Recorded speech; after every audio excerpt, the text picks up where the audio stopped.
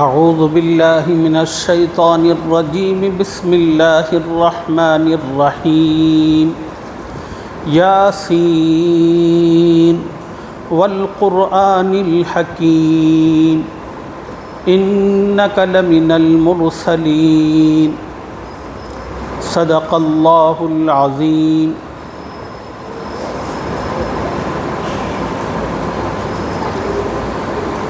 اللہ تعالیٰ کے کرم سے اور اس کی توفیق سے ایک نئی سورت کو شروع کرنے کا موقع عطا فرمایا۔ اس سورت کا نام ہے سورہ یاسین، مکیہ۔ اللہ نے یہ سورت حضور صلی اللہ علیہ وسلم پر ہجرت فرمانے سے پہلے نازل کی۔ اسی مناسبت سے اس سورت کو مکی کہا جاتا ہے۔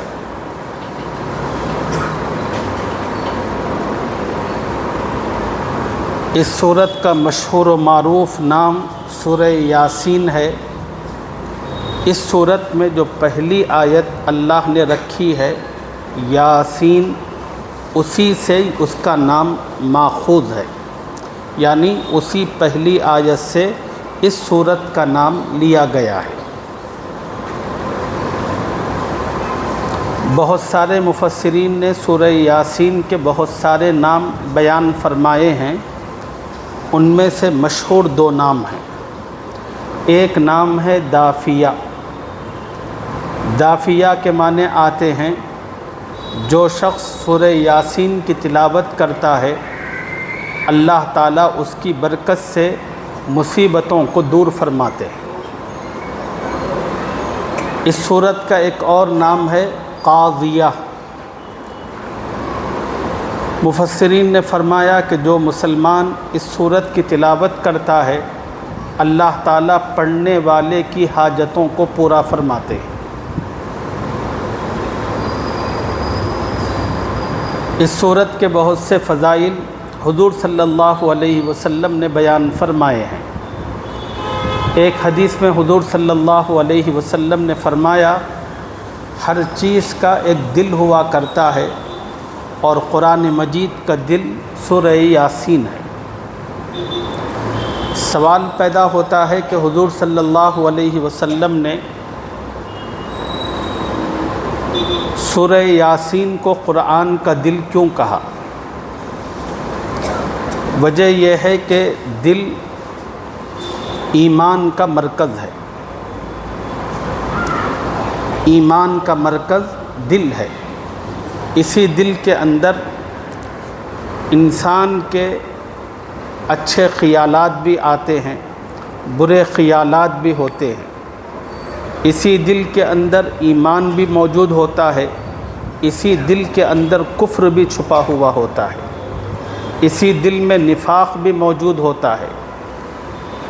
سورہ یاسین کو قرآن کا دل اس لیے بتایا گیا، جس طرح دل کے اندر ایمان صحیح ہوگا تو وہ ایمان اس انسان کے لیے دنیا اور آخرت کی کامیابی کا زینہ ثابت ہوگا، بالکل اسی طرح سورہ یاسین کا معاملہ ہوگا۔ ایک حدیث میں حضور صلی اللہ علیہ وسلم نے ارشاد فرمایا، جو مسلمان اللہ تعالیٰ کی خوشنودی حاصل کرنے کی نیت سے سورہ یاسین پڑھتا ہے، اللہ تعالیٰ نہ صرف یہ کہ اس کے گناہ معاف فرماتے ہیں، بلکہ اس کو اتنا ثواب عطا فرماتے ہیں گویا اس نے پورا قرآن 10 مرتبہ تلاوت کیا ہو۔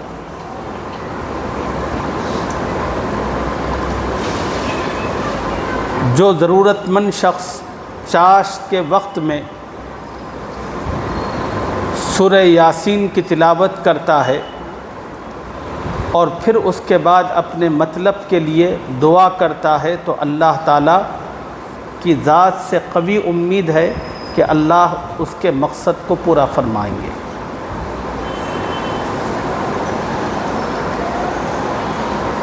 ایک حدیث میں حضور صلی اللہ علیہ وسلم نے فرمایا، سورہ یاسین کی تلاوت انسان پر آئی ہوئی سختیوں کو دور کرنے میں انتہائی مؤثر ہے۔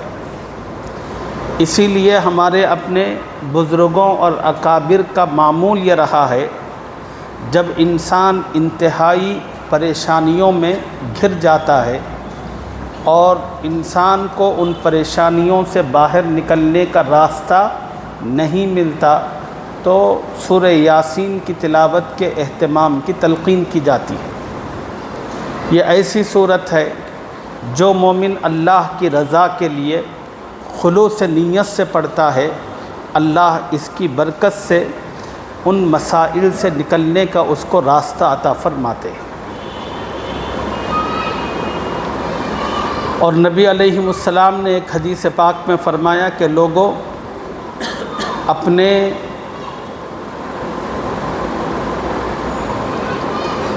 اموات پر، یعنی ان لوگوں پر جو قریب المرگ ہیں، ان پر سورہ یاسین کی تلاوت کرو۔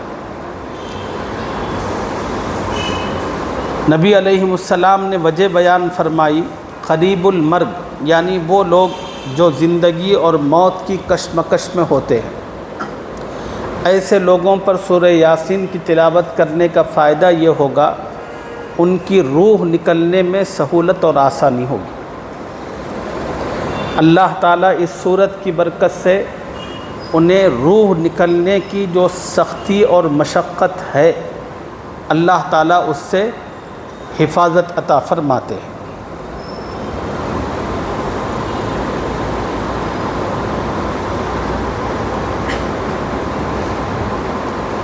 حدیث پاک میں ہے کہ جو کوئی مسلمان صبح کے وقت اس سورت کو پڑھتا ہے، اللہ شام تک ہر قسم کی آفتوں سے اس کی حفاظت فرماتے ہیں، اور جو کوئی شام میں پڑھتا ہے اللہ تعالیٰ صبح تک اس کو ہر قسم کی آفتوں سے محفوظ رکھتے ہیں۔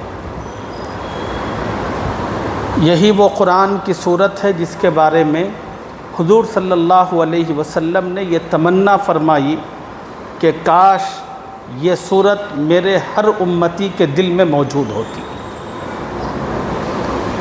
اب آپ اندازہ کریں کہ یہ کتنی عظیم صورت ہوگی، اس کے فوائد کتنے زبردست ہوں گے کہ جن فوائد کی وجہ سے حضور صلی اللہ علیہ وسلم نے یہ تمنا فرمائی کہ اللہ میرے امتی کے ہر سینے میں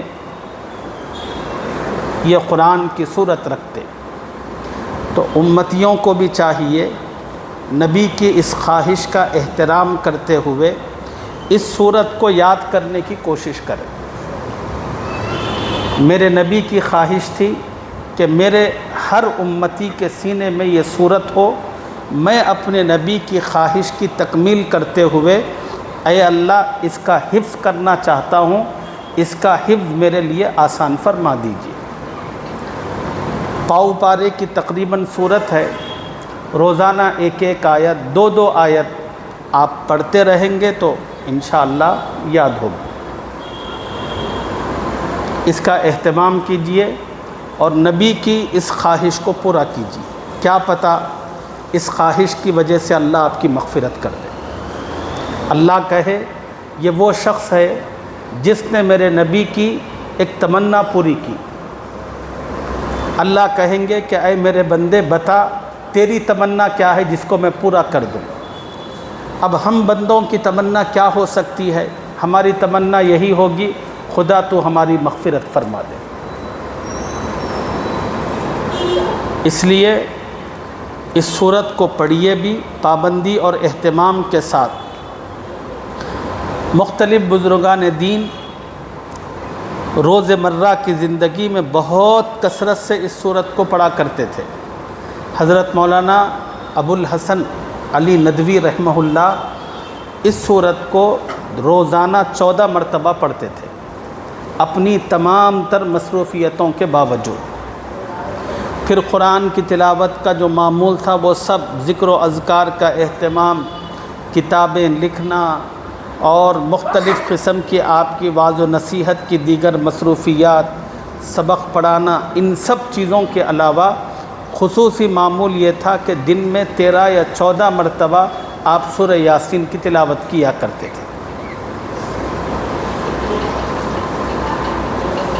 آخری درجے میں ہم لوگ اگر صرف 2 مرتبہ بھی اس کی تلاوت کر لیں تو یہ ہمارے لیے بہت کافی ہے، ایک صبح کے وقت، دوسرا شام کے وقت۔ میں نے آپ کو فضیلت سنائی، صبح تلاوت ہوگی تو اللہ شام تک ہر قسم کے ناپسندیدہ اثرات سے محفوظ رکھیں گے۔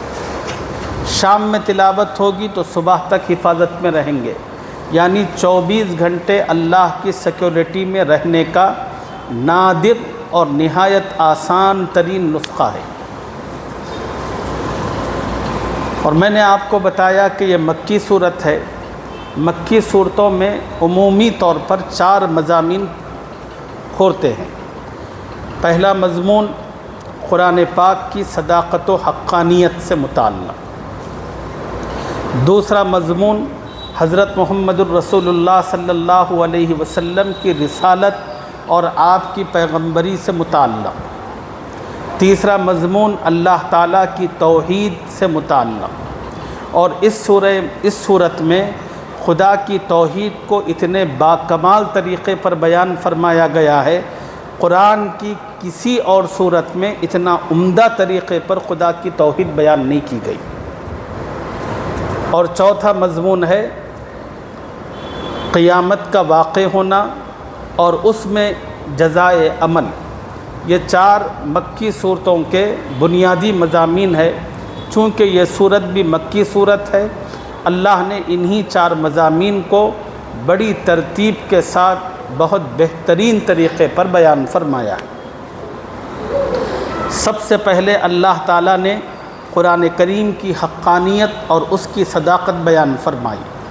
مکے کے جو مشرک تھے یہ قرآن کو اللہ کا کلام نہیں مانتے تھے، حضور صلی اللہ علیہ وسلم کو اللہ کا پیغمبر تسلیم نہیں کرتے تھے۔ مکے کے لوگوں کو یقین دلانے کے لیے یہ قرآن مجید حضور کا نہیں بلکہ اللہ کا کلام ہے، اور محمد صلی اللہ علیہ وسلم اللہ کے پیغمبر ہیں۔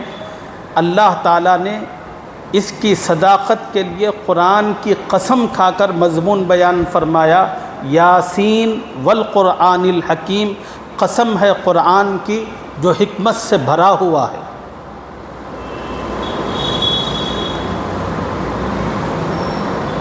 یہ قرآن اللہ کا سچا کلام ہے، اور قسم کھا کر قرآن پاک کی اللہ تعالیٰ نے قرآن کی حقانیت پر اور حضور صلی اللہ علیہ وسلم کی نبوت و رسالت پر قرآن کو بطور گواہی کے پیش فرمایا۔ اللہ نے فرمایا کہ لوگوں، قرآن یہ کسی انسان کا کلام نہیں ہے، یہ خدا کا کلام ہے۔ یہ قرآن خود اس کا گواہ ہے۔ قرآن خود اس کا گواہ کس طرح ہے؟ اللہ تعالیٰ نے عرب کے لوگوں کو چیلنج دیا کہ تم لوگوں کو اپنی عربی پر بڑا ناز ہے اور عربی زبان پر تمہیں مکمل کمانڈ اور مہارت حاصل ہے، اگر تم یہ کہتے ہو کہ یہ قرآن اللہ کا بنایا ہوا نہیں ہے بلکہ محمد صلی اللہ علیہ وسلم کا بنایا ہوا ہے، تو تم بھی تو بناؤ، اس جیسا کلام بناؤ۔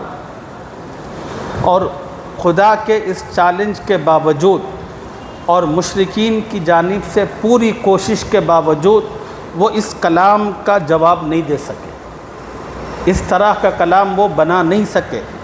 انہوں نے کوششیں بھی کی، ان کے بنائے ہوئے کلام پر انہی کی لوگوں نے ان کی حجامت بنوائی، لوگوں نے اس کے مذاق اڑائے۔ خود ان مشرکین نے کہا کہ تم نے جو بنایا ہے وہ تو بڑا گھٹیا، بڑا بیہودہ کلام ہے۔ قرآن محمد صلی اللہ علیہ وسلم جس کو پیش کرتے ہیں وہ تو بڑا لاجواب کلام ہے۔ لوگوں نے ایسا نہیں کہ کوشش نہیں کی، بھرپور کوشش کی، لیکن کوشش کے باوجود کامیابی کسی کو نہیں ملی۔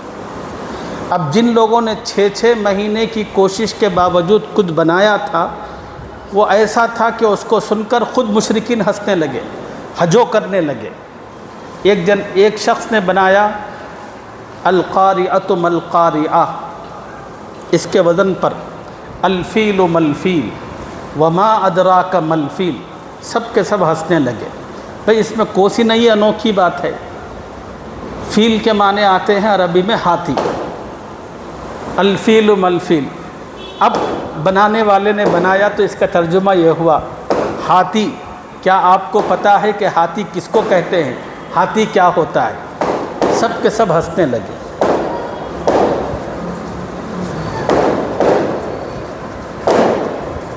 تو مشرکین کا دشمنی کے باوجود، قرآن بنانے کی پوری جستجو کرنے کے باوجود، قرآن کا جواب پیش کرنے سے عاجز ہونا، یہ دلیل ہے اس بات کی کہ یہ قرآن محمد صلی اللہ علیہ وسلم کی طرف سے بنایا ہوا نہیں ہے، بلکہ رب العالمین کی جانب سے نازل کردہ ہے۔ اللہ تعالیٰ نے بڑے بہترین مضامین بیان فرمائے ہیں۔ انشاءاللہ ان مضامین اور بقیہ تفصیلات کو اگلے سبق میں بڑی تفصیل سے آپ کی خدمت میں عرض کریں گے۔ ایک ضروری سفر ہے، انشاءاللہ منگل کے دن درس قرآن نہیں ہوگا، جمعہ کے دن درس ہوگا۔ آپ حضرات سے گزارش ہے کہ آپ حضرات حفظ بھی شروع کیجئے اور اس کی تفسیر بھی سنیے۔ بہت ممکن ہے کہ میرا اس کی تفسیر ختم ہونے سے پہلے آپ اس صورت کے حافظ بن جائیں گے انشاءاللہ۔ بولو کریں گے نہیں کریں گے؟ اللہ تعالیٰ آپ حضرات کے لیے آسانی پیدا فرمائیں۔